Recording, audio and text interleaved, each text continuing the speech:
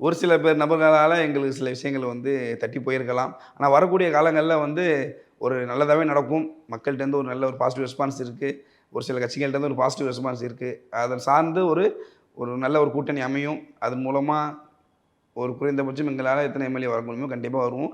எங்களுடைய அ அரசியல் இந்த 2026 சட்டமன்ற தேர்தலில் வந்து தொடங்குவோம் அப்படிங்கிறத வந்து நாங்க சொல்லிக்கிறோம். கண்டிப்பா. இப்ப 2026 சட்டமண்டல தேர்தல நோக்கி தான் எல்லா அரசியல் கட்சியுமே மாநாடு நடத்துறாங்க.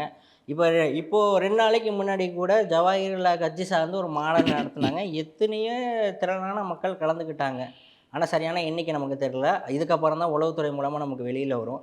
ஆனா, அடுத்து அதே மாரி எஸ்டிபியும் ஒரு மாநாடு நடத்துறதுக்கான வாய்ப்புகள் இருக்கா? அப்படி நடத்துனா எந்த இடத்துல அந்த மாநாடுக்கான அறிவிப்பு வெளியாகும்? அது எந்த இடத்துல நடத்துவாங்க? இல்ல நாங்க மதுரையில நடத்தின மாநாடோட பிரதிபலிப்பு தான் இன்னைக்கு அவங்க நடத்தியிருக்க மாநாடு. ஏன்னா இன்னைக்கு யாராலயுமே திருப்பி இன்னொரு இஸ்லாம் சார்ந்த ஒரு கட்சியாக இருக்கட்டும், இல்ல பொதுவா இன்னொரு கட்சி அதாவது ஏடிஎம்கே, டிஎம்கே போன்ற ஒரு கட்சிகள் அல்லாத இன்னொரு கட்சிகளால நடத்தி காட்ட முடியாத அளவுக்கு ஒரு மிக பிரம்மாண்டமான ஒரு மாநாட்ட வந்து மதுரையில வந்து எஸ்டிபி கட்சி நடத்தி காமிச்சுச்சு.